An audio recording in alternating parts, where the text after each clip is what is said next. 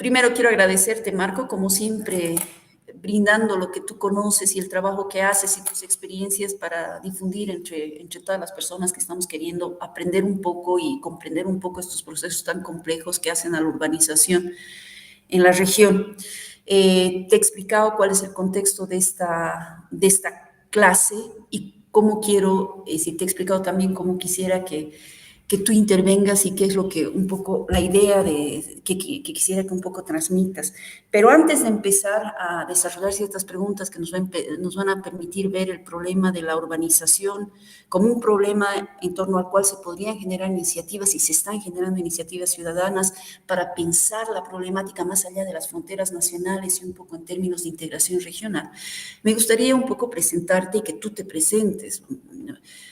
Y les presento a los que nos están escuchando. Marco Quiroga es doctor en planificación, ¿no ve, Marco? Es arquitecto de formación básica, doctor en arquitectura y estudios urbanos. Arquitectura justo y estudios urbanos. Y bueno, su tesis de doctorado la ha hecho justamente sobre el tema de metropolización, pero en diferentes países de América Latina y de la región concretamente. Entonces, no sé si puedes presentarte un poquito más sobre tu experiencia antes de empezar con esta entrevista. Sí, Ale, muchas gracias. Buenos días. Mi nombre es Marco Quiroga Verazaín. Efectivamente, yo soy un arquitecto formado en la Universidad de San Simón. He hecho un doctorado en arquitectura y estudios urbanos en la Pontificia Universidad Católica de Chile. El tema que he desarrollado es aprendiendo indicadores de sustentabilidad para regiones metropolitanas latinoamericanas. Un poco para ver el comportamiento justamente de la problemática que se suscita a partir de la conformación de este tipo de entidades. Ha sido una experiencia muy interesante, he hecho un ejercicio bastante amplio en México, en el DF, en Ciudad de México, en Bogotá y en Santiago de Chile. Y he llegado a obtener, bueno, en un trabajo de entrevistas justamente con actores referentes de estos tres países, he podido lograr el desarrollo de indicadores de sustentabilidad que han sido desarrollados en las diferentes dimensiones del desarrollo sustentable, con un aditamento que es un enfoque de tercera generación que ya no visibiliza de manera fragmentada estas dimensiones, sino que las integra en una sola. Es decir, que una variante que puede existir en el ámbito social va a incidir positivo o negativamente, en este caso, en un ámbito económico o ambiental y así, etcétera. Ese es el denominado enfoque de tercera generación. Actualmente me desempeño en la carrera de planificación del territorio en la universidad. Soy docente de 5º año en la asignatura de ordenamiento territorial, justamente.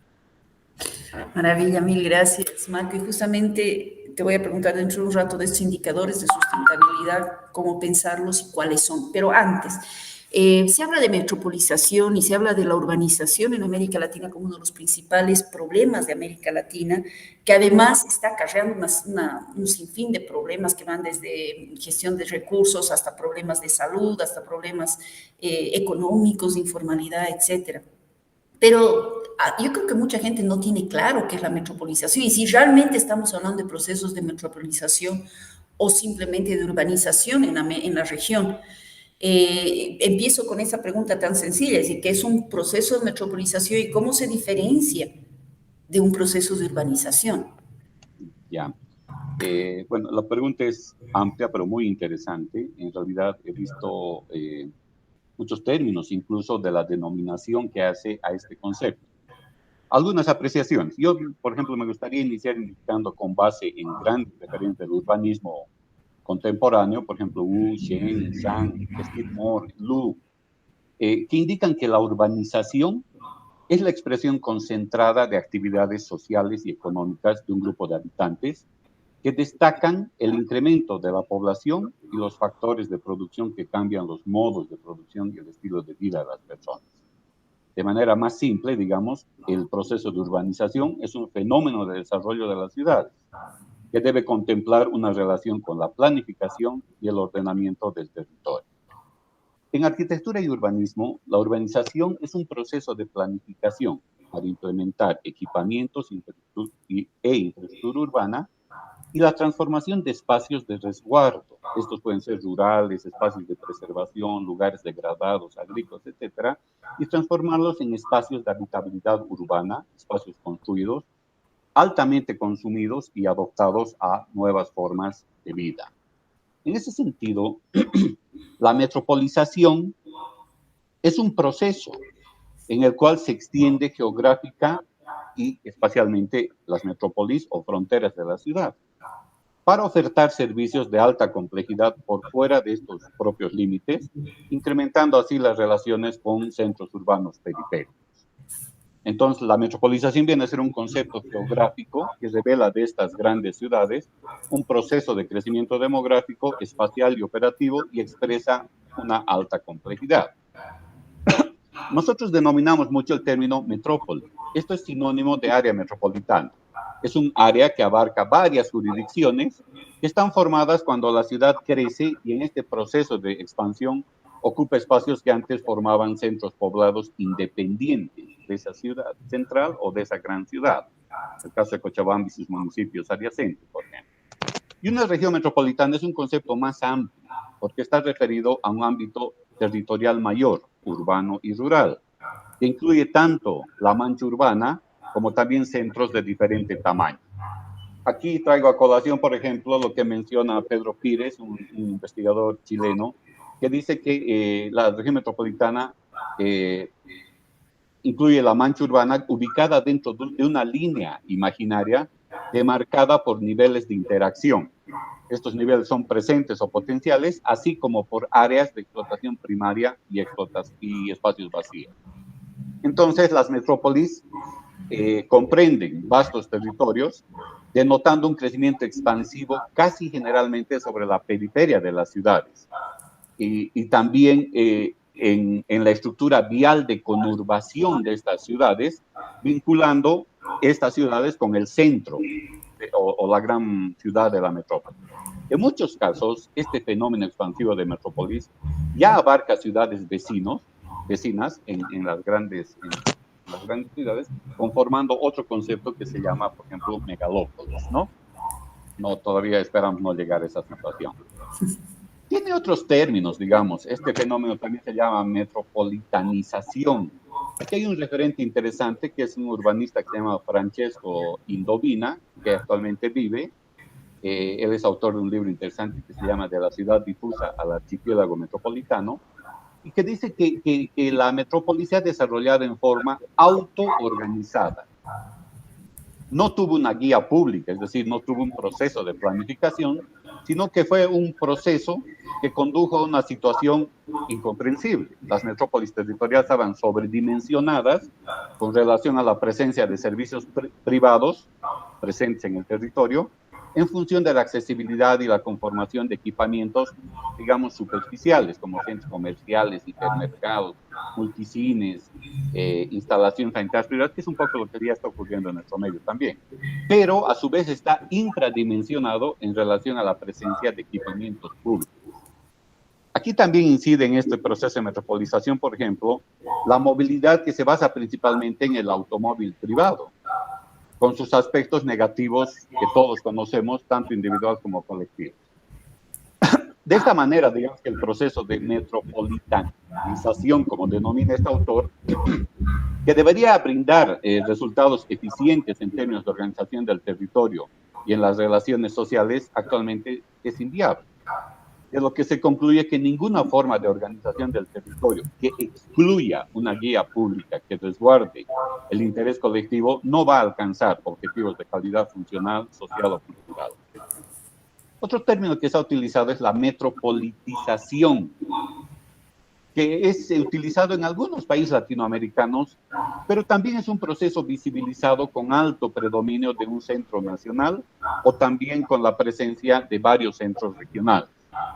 En este caso, la metrópoli connotada como una ciudad-región, en el caso de la metrópoli de Bogotá en Colombia, por ejemplo, parte de un núcleo principal que está apoyado por el proceso industrial, generando una acelerada urbanización de los sectores adyacentes. involucrando antiguos núcleos, integrando a una nueva realidad socioeconómica, sobrepasando aquellos límites o aquellos, sí, límites de las unidades político-administrativas que le correspondían. En suma, puede que la terminología pueda diferir algo o un tanto según los lugares, pero conceptualmente se arriba al mismo resultado. Estas grandes concentraciones que son las metrópolis constituyen también grandes desafíos que se relacionan con la gestión y con la gobernanza. Hay temáticas relevantes en este caso como el desarrollo urbano, el desarrollo de actividades económicas, industriales, provisión de servicios, de seguridad, salud pública, gobernanza, lo que se denomina la GES-gobierno, capacidad de justicia, servicios básicos, infraestructura, gestión de residuos sólidos, gestión ambiental, bla, bla, bla, etcétera, que demanda una severa atención, que garantice que los entornos urbanos adyacentes y complementarios puedan desarrollarse en coordinación con la gran ciudad para establecer un ámbito eficiente e idóneo de habitabilidad para todos los pobladores. Ahora, tú has tocado varios temas en estas definiciones, que son varias, además de sus propias características y demás, de que nos plantea un nuevo desafío para mirarnos como región, ¿no? Es decir, has hablado de la necesidad de una planificación, has hablado pero paralelamente de un proceso de autoorganización, muchas veces vinculado a un problema grande de informalidad en la toma de tierras, de crecimiento caótico y demás. Has hablado de la creación de una nueva realidad socioeconómica y has hablado de que hay desafíos grandes de gestión y gobernanza. Ahora, en estos desafíos y en estas nuevas realidades socioeconómicas, voy a un puntito más teórico que a mí me interesa destacar para pensarnos. Hay un tema que a mí me parece muy interesante, ¿no? Y es que cuando hablas de estos procesos de metropolización, de metrópolis, de urbanización en general, estás replanteando todas las formas que hemos tenido tradicionalmente de ver la realidad y eso tiene que ser un primer paso para vernos hacia el futuro, ¿no? Por ejemplo, tú decías, se van sumando la periferia, ciudades de periferia, y en muchos casos esas ciudades o esos pueblos son más de lo que antes llamábamos características rurales. Entonces, cada vez más parecería que en estas regiones es muy difícil seguir manejándonos con esto de rural urbano, ¿no? Porque estas nuevas periferias son, yo no sé qué son, si son rurales, si son urbanos, si empiezan a adquirir otras características que tienen su propia connotación. Habría que dejar de pensar en esa división y ahí mismo, y es un tema importante en términos de gestión, porque esta diferencia rural-urbano también ha estado basada en características de la población. Estamos hablando de poblaciones que yo no sé si podemos seguir hablando de campesinos, no campesinos. De hecho, hay una pelea muy fuerte, estoy pensando en Cochabamba, en esas zonas, entre grupos comunarios estamos viendo todo el crecimiento urbano que está habiendo con nuevos vecinos que son, podemos seguir pensando en términos de poblaciones indígenas, no indígenas, cómo cambia esa realidad, cómo estos procesos de metropolización están cambiando nuestras formas de concebir las poblaciones, los conceptos urbano-rural, etcétera. Sí, la verdad es que muchas de estas entidades metropolitanas en varios países han registrado digamos, un lento y tardío proceso de urbanización. Por lo tanto, han reflejado en su territorio fuertes contradicciones socioespaciales en este continuo campo-ciudad, justamente. Por lo tanto, este proceso de urbanización, digamos que se relaciona con las diferentes etapas del desarrollo económico de las ciudades. Esa es una realidad. Y en muchos casos, digamos que ha registrado de manera diferencial los efectos con sus sistemas urbanos nacionales. Ahí tenemos el caso, por ejemplo, de que se dice Santiago es Chile, Chile es Santiago, porque justamente le da la opción de desarrollo en desarrollo integral incluso a su ciudad principal, olvidando un poco lo que pueda suceder en las ciudades adyacentes, de manera que está generando ya cierta diferencia al interior de su contexto nacional. Es el caso de Lima en Perú. Es el caso relativo, digamos, de Buenos Aires en Argentina. Claro que tanto en Chile como en Argentina existen ya otras metrópolis también conformadas por otros municipios u otras ciudades. Es el caso de Quito en Ecuador, es el caso de Bogotá en Colombia, y difícilmente, salvo que pase mucho tiempo, va a ser el caso de Cochabamba, digamos, en Bolivia, ¿no? Pero muchas entidades metropolitanas en un inicio tenían predominio de población rural, y bajo el desarrollo industrial han generado un modelo de urbanización con un patrón de concentración y dispersión, ocasionando desequilibrios interregionales y también procesos de segregación y desigualdad al interior de estas ciudades. Digamos que estas tendencias desconcentradoras visibles a través de un sistema nacional de ciudades en las entidades metropolitanas empiezan tardíamente a registrar elevados y acelerados niveles de urbanización. Esto, digamos, aumentando normalmente datos reveladores, especialmente en los periodos intercensales, que dan paso al crecimiento de localidades mayores y, por tanto, a destacar este fenómeno propio de la expansión urbana, que representa un crecimiento para concentración urbana a una velocidad superior a veces a las tasas estatales, llegando en algún caso, el ejemplo de ciudades mexicanas o ciudades brasileñas, a quintuplicar, digamos, el nivel de crecimiento de la tasa nacional. Esto quiere decir que el crecimiento urbano es expansivo y es sostenido en muchas ciudades latinoamericanas, sudamericanas, y posiblemente también sea un fenómeno que se ve en nuestro país. Aquí se produce, lo mencionamos hace un momento, un fenómeno que se denomina proceso de contraurbanización, donde aquellos grandes centros metropolitanos están dando paso a un disperso y desconcentrado crecimiento de las ciudades de tamaño intermedio.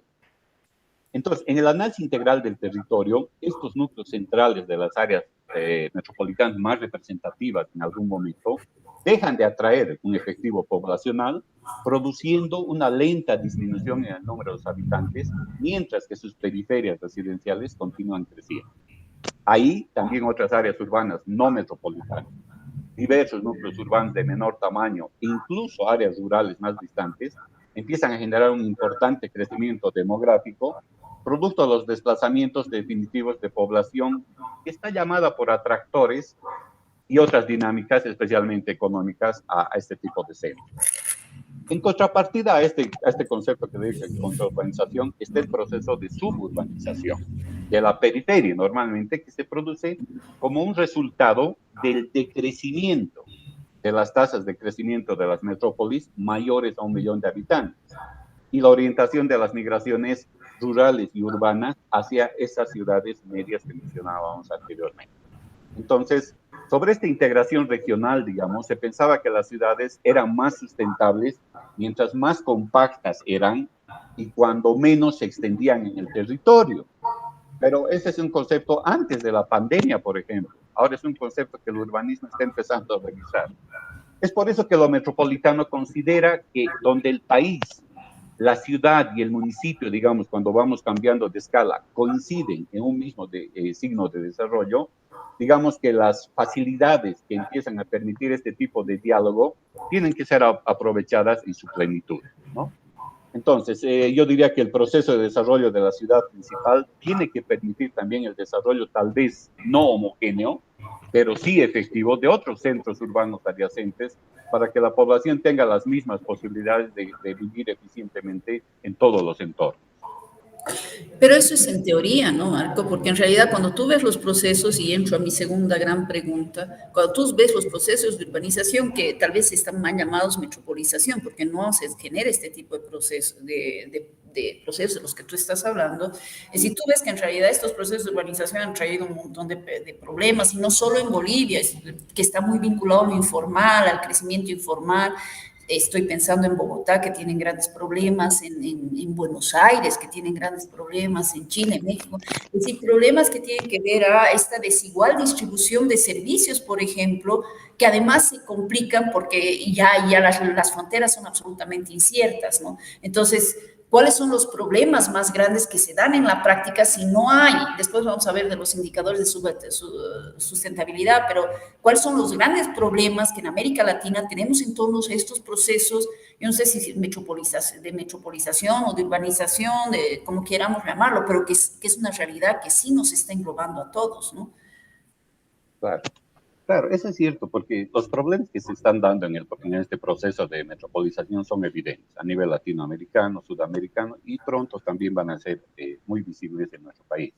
Y esto es dado que la diferencia de las dinámicas que se generan en las ciudades componentes de estas entidades territoriales también son contradictorias al interior. Una serie de intereses que se han, digamos, ponemos como ejemplo Cochabamba, con la región metropolitana Canata, son evidentes porque efectivamente lo que se quiere es una satisfacción de intereses, en este caso municipales, y que eso ya genera, digamos, una problemática también interna.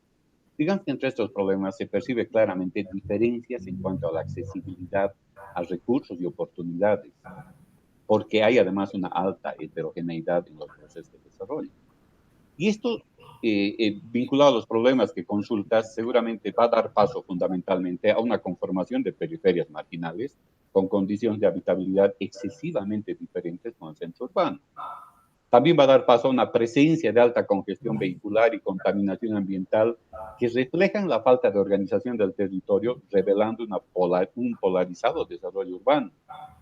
Seguramente también va a ser visible un discrecional manejo de urbanizaciones abiertas y cerradas, evidenciando procesos de segregación socioespacial, presencia de espacios públicos dispersos, normalmente asentados en sectores con mayor desarrollo, y fundamentalmente una articulación vial que no satisface a la totalidad de los sectores de un entramado urbano.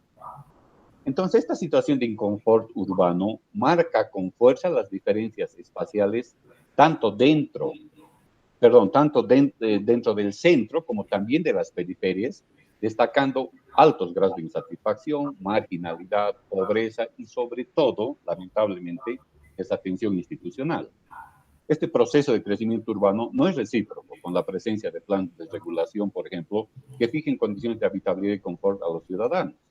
Y esta falta de coherencia con seguridad que incide en una constante demanda de inversión económica en desarrollo y mantenimiento de servicios de infraestructura, en el mejoramiento del manejo descontrolado y la mala apropiación de espacios de alto valor ambiental como zonas de recarga acuífera. Cochabamba no se exime de esa situación, o también digamos que incide en la prevención a la invasión de suelos con alta capacidad productiva o de preservación natural y ocupación indiscriminada del patrimonio histórico. Normalmente este fenómeno, digamos que está vinculado a dos variables importantes. La primera se vincula con baja densidad con respecto al centro urbano consolidado y planificado. Y segundo, que representa un contexto de diseño casual e informal con predominancia de superposición de usos, porque lamentablemente el proceso en este último sector no responde a una planificación. Ese diseño casual e informal de superposición de usos es lo que se ha priorizado en los procesos de crecimiento en la región.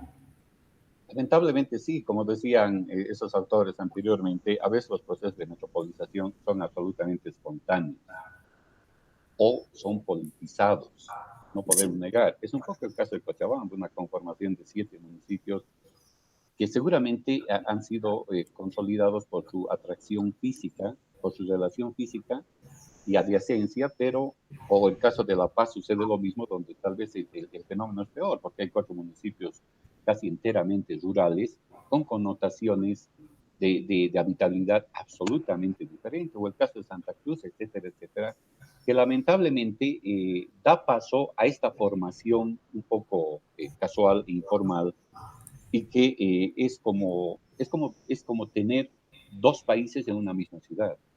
Es el caso de Cochabamba, sin ir lejos. O sea, Cochabamba, en su gran ciudad, que es el municipio de Cochabamba, a 5 minutos, a 10 minutos de la gran ciudad, entre comillas, también se destacan condiciones absolutamente disímiles a lo que sucede en el centro urbano.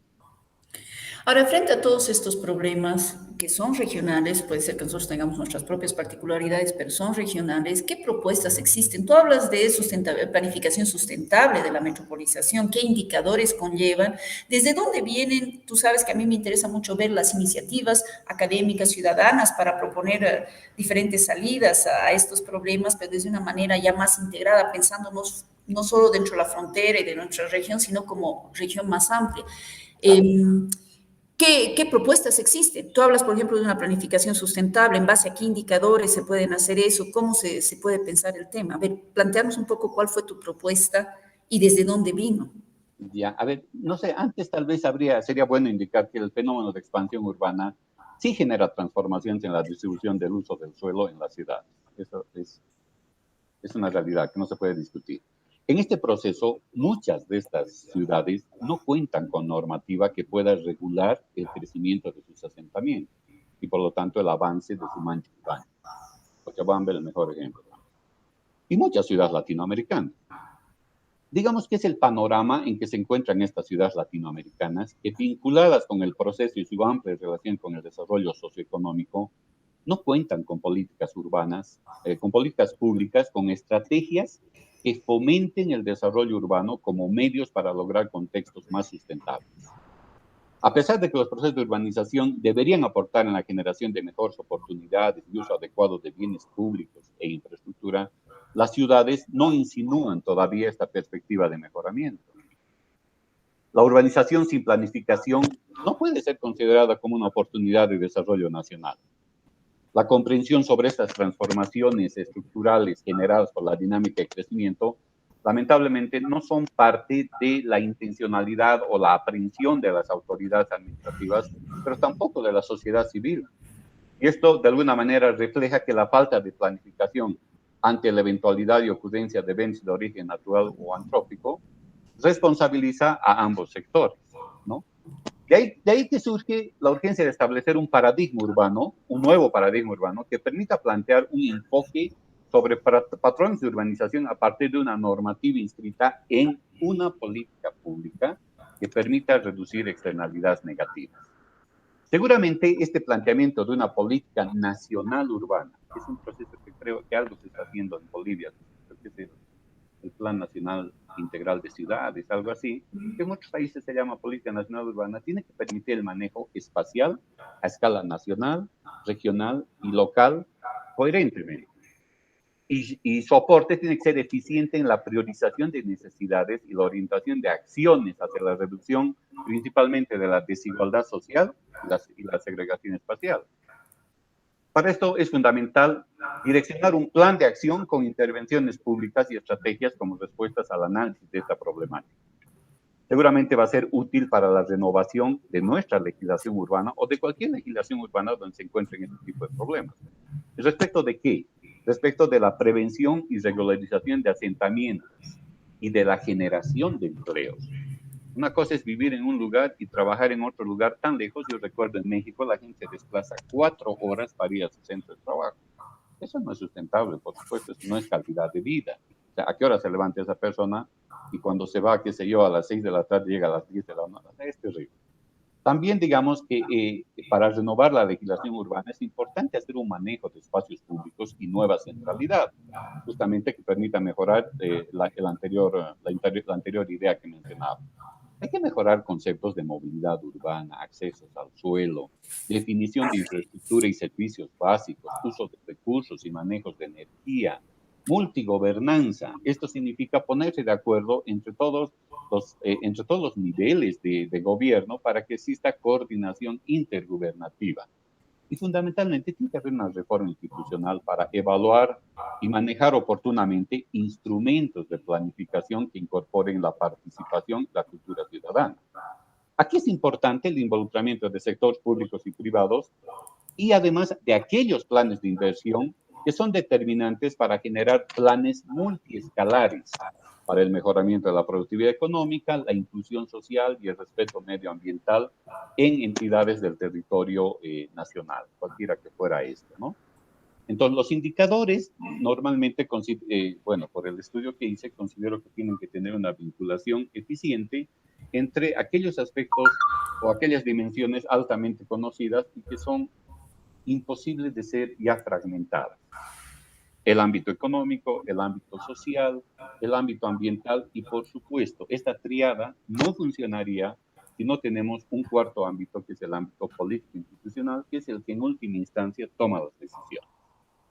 Al interior de este seguramente podemos consolidar componentes, ejes, indicadores, variables, indicadores, etcétera, etcétera, que nos permitan a nosotros entender que el desarrollo debe ser integral. Si no hay este concepto, entonces seguramente siempre va a existir una prioridad de un ámbito sobre el otro, y es todavía lo que nosotros estamos viviendo en nuestro medio, y lamentablemente eso no conduce pues a soluciones integrales.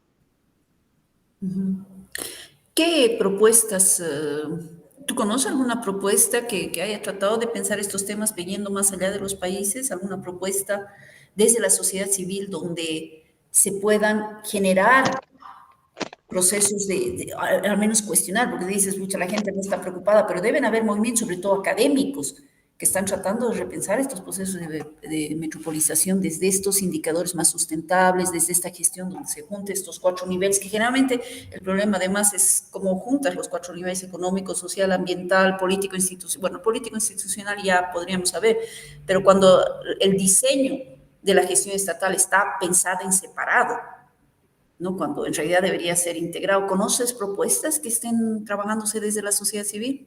Sí, en realidad hay interesantes planteamientos teóricos. Y esto surge un poco de que cuando los actores fundamentales en un contexto piensan que el desarrollo territorial responde básicamente también a una intencionalidad política. Eso pasó en Chile. O sea, Chile es el mejor ejemplo en términos de planificación, lo más cercano que tenemos, por lo menos, porque ha pensado que el proceso, digamos, que ha partido de una idea política pueda permitir a sus actores políticos ubicados en los diversos contextos territoriales actuar en beneficio de un desarrollo integral y común. Pongo un ejemplo. En el caso de la región metropolitana de Santiago, existen 32 comunas del área metropolitana y 52 de la región metropolitana. Es interesante cómo los alcaldes de las regiones del área metropolitana de diferentes concepciones políticas trabajan en función del desarrollo del territorio. ¿Por qué? Porque existe una política de Estado y eso es fundamental. Entonces, estos señores lo que buscan es el beneficio de la región metropolitana desde sus diversas comunas. O sea, no se fijan si es que si yo hago esto voy a beneficiar al opositor o si yo no hago esto, con esto puedo embromar más, etcétera, sino que ellos dicen, ¿quién es importante?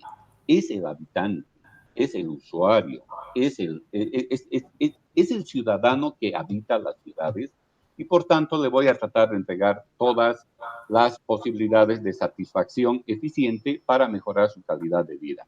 Así generan un ejemplo rápido, por ejemplo, hay buses de acercamiento al metro, buses gratuitos de acercamiento al metro, que plantea un alcalde de una comuna. El otro plantea espacios públicos para la tercera edad. Otro plantea, digamos, generación de espacios de recreación para la niñez. Entonces, muchos de la población se traslada de comuna a comuna y eso también es integración de una región, porque de alguna manera está haciendo que el ciudadano conozca absolutamente su región y sea partícipe de las bondades urbanísticas que ésta le oferta. Eso existe, digamos, en Chile. Existen también visiones interesantes, más teóricas que prácticas en Bogotá, por ejemplo, pero eso debido un poco a la situación que dejó como efecto la guerrilla, las FARC, etcétera. Pero poco a poco, visualizando ese problema, es que sus autoridades han ido pensando en que ahora hay que reconstruir esos conceptos y lo están haciendo lentamente. En el caso nuestro, el rezago dice que es más o menos de aproximadamente 60 años. Entonces, posiblemente con el paso del tiempo, nosotros también empecemos a pensar en esa situación y de alguna manera podamos mejorar las condiciones que en este momento tenemos para habitar nuestras ciudades. Dime tú que siempre estás en reuniones con gente de otros lados, ¿hay algún tipo de iniciativa, sobre todo territorial, de entidades territoriales autónomas, más que a nivel nacional, de compartir experiencias, de procesos, de tratar de, bueno, qué pasa en Bogotá, cómo podríamos replicar, que algún tipo de lazos que se han ido creando entre ciudadanos, sobre todo para generar estos procesos? Sí, mira, esta idea que acabas de mencionar, Ale, es muy importante. Yo diría que primero en muchos países a escala global, el desarrollo de las ciudades se enfoca en un proceso de urbanización generalizado, que colateralmente genera nuevas problemáticas y por lo tanto también genera nuevos desafíos. Estos tienen que ser solucionados con intervenciones propuestas desde el nivel local. En el caso de Bolivia, su característica geográfica destaca la heterogeneidad presente en las diversas zonas y ciudades y refleja evidentes diferencias en los niveles de desarrollo regional y marcadas y diversas condiciones sociales, económicas, culturales. Por lo tanto, muestran como producto de la complejidad de las relaciones territoriales grandes desigualdades en el desarrollo de los territorios.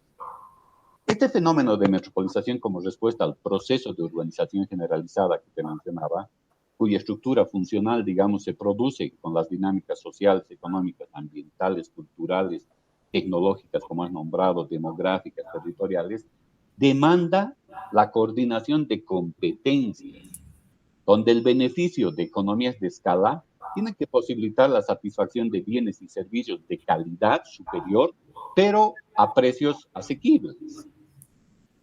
En el caso nuestro, a pesar de la conformación legal de la primera región metropolitana desarrollada en nuestro departamento, el avance sobre la cuestión metropolitana en Bolivia aún no es una prioridad por parte de las entidades estatales ni tampoco representa una preocupación de la sociedad civil. Este ejemplo claro que se destaca en Cochabamba, digamos, nos deja ver la falta de acotación de parámetros sobre la clasificación para reconocer una entidad metropolitana. Digamos, el tamaño de la población, criterios de limitación o funciones que debe tener una metrópoli para estar presente. Digamos que la presencia de la metrópoli se manifiesta no solo en Bolivia, sino en muchas ciudades que han tenido este proceso. La presencia se manifiesta fundamentalmente en los problemas latentes y también en sus potencialidades, por supuesto, pero ambas tienen que ser integrales, que parece que no son reconocidas y menos solucionadas desde un enfoque solamente municipal. Entre estos son visibles, por ejemplo, los problemas de interdependencia, la movilidad urbana, la expansión, la seguridad ciudadana. También es visible la interconexión, los servicios públicos, la infraestructura urbana, pero debido a la presencia de la metrópoli, la gestión metropolitana también tiene que estar presente, si no, no funciona. Digamos que el reconocimiento de esta pasividad ante el desorden del sistema y de esta anomia en algunos casos de la institucionalidad pública frente a la dinámica social que está arrasando con la necesidad de satisfacer sus necesidades, necesita encaminar en la práctica el manejo de estas políticas públicas que te decía y la gobernanza como un medio de superar esta entropía territorial. Digamos que también en Bolivia se ve que el comportamiento urbanístico de la ciudad revela una acelerada y desordenada expansión, baja cobertura de servicios, exigua conectividad, desigualdad socioeconómica, fragmentación socioespacial, falta de acceso a oportunidades fundamentalmente, y digamos que siendo medular la función metropolitana para el desarrollo integral, esta realidad no refleja una planificación eficiente, punto de partida esencial, incidiendo negativamente en el bienestar y la calidad de vida urbana, obstruyendo el potencial productivo, evidenciando una clara ralentización del desarrollo económico y social y relegando la condición de sustentabilidad, por supuesto. De esta manera, seguramente el impacto que se produce debido al fenómeno migracional que también mencionabas hace un momento, y de manera muy fuerte este fenómeno migracional interno, solo ha caracterizado en las metrópolis la expansión horizontal dispersa que engrosa la periferia marginal, es un visible modelo de crecimiento insostenible. Entonces, la actividad laboral, te decía hace un rato, de sus ciudadanos amplía la informalidad ya presente, reflejando un desarrollo social bajo. Y ahí se puede notar un poco también el tema de la vinculación de estos ámbitos que te mencionaba. Este fenómeno expansivo, además, eleva la incompatibilidad entre los núcleos residenciales marginales y el acceso a la movilidad urbana, ejemplo, Cochabamba, ampliando distancias y tiempos para un desplazamiento cotidiano. Y yo diría que la ciudad, en su letargo y falta de modernización en términos de planificación, mira lo que te digo, falta de modernización en términos de planificación, está paralela a este crecimiento demográfico y a la multiplicidad de actividades desplegadas en este tipo de modelos monocéntricos, está destacando alta congestión vial, alta contaminación ambiental y creciente inequidad. Ejemplos: México, Brasil, Argentina, Colombia, Bolivia. El aumento desmedido del parque automotor, que no está siendo efectivamente regulado, en una infraestructura obsoleta y casi disfuncional y poco atendida en los últimos años, remarca también problemas de movilidad espacial. Tal vez una forma de mejorar esta situación tiene que ser el control de la ampliación de la mancha urbana mediante planificación de mediano y largo plazo. El mejoramiento de la movilidad urbana mediante un sistema intermodal de transporte público, creación de vialidades específicas, incorporación de ciclovías, optimización de centralidad y espacios públicos arbolados, innovación de conectores urbanos con características peatonales. Es decir, Bolivia ha alcanzado un crecimiento inusitado en términos de concentración de habitantes en sectores urbanos, incluida su conformación metropolitana. Y sin embargo, no es posible observar condiciones óptimas de desarrollo al interior de sus municipios. Es posible afirmar que el fenómeno se produce a partir de un limitado proceso de planificación de usos y ocupación del suelo y reglas injustas del mercado, políticas impositivas desiguales y una superposición de intervenciones por parte de las estructuras gubernamentales. En este caso, la ausencia de un proceso efectivo de participación municipal está impedido por sus autonomías, revela que a la fecha la cuestión metropolitana no asume un rol protagónico y relevante para la sociedad local. Esto ha pasado en muchas ciudades latinoamericanas también y ya lo estamos visibilizando en las nuestras. Para su efecto, tiene que ser imprescindible establecer una situación metropolitana con nivel gubernamental superior a los municipios, es decir, una entidad metropolitana con autonomía, con presupuesto propio.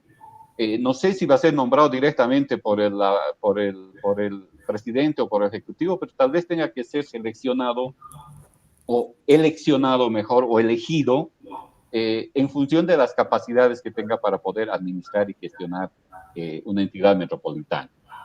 Digamos que los aspectos tienen que ser más técnicos que políticos.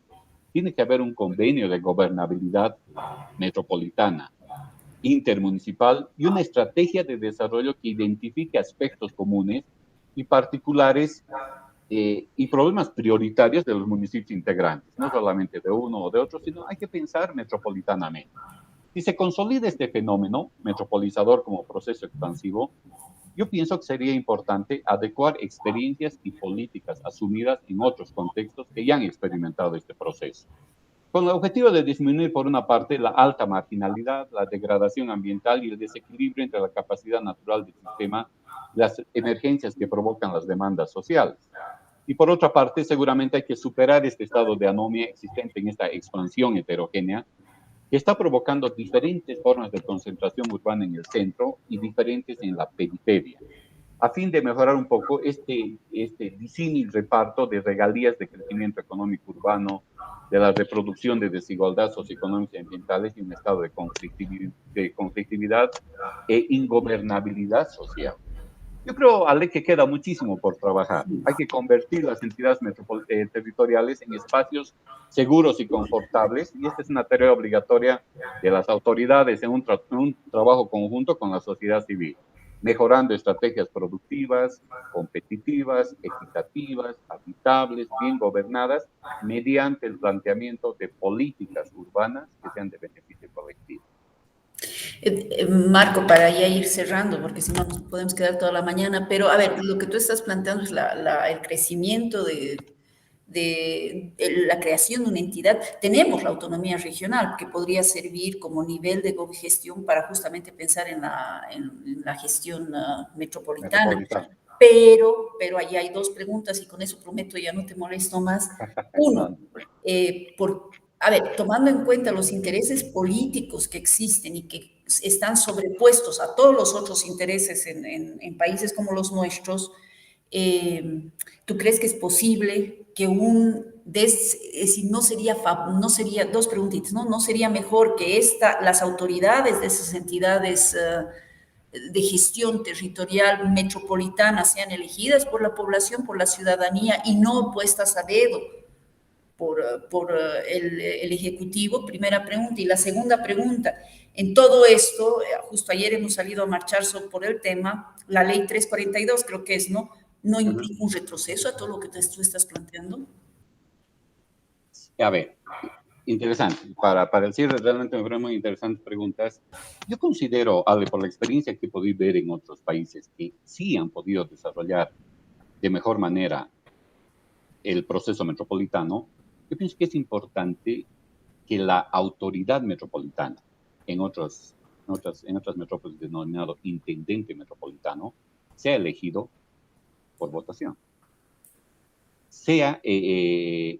Pero no es solamente eso, porque podemos elegir y podemos constituir un gobierno metropolitano que, si no tiene las condiciones para poder gobernar los municipios de la región metropolitana, evidentemente va a ser una figura estática. Aquí lo que se necesita es otorgarle primero esa autonomía que en teoría existe, como bien lo dices, pero que en la práctica no funciona. En nuestro medio, el gobernador es, digamos, la autoridad mayor de la región metropolitana, pero es un ente político, no es un ente técnico.